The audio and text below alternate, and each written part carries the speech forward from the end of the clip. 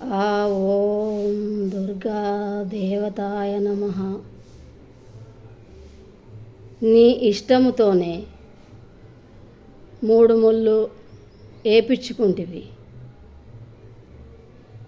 నీ ఇష్టంతోనే 7 అడుగులు నడుస్తివి.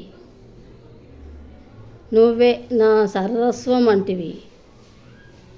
ముద్దులిస్తివి, మురిపిస్తివి. నీకు నేనంటివి, నాకు నీవంటివి. ఇప్పుడెందుకు లేదు నేనంటే ఇష్టము?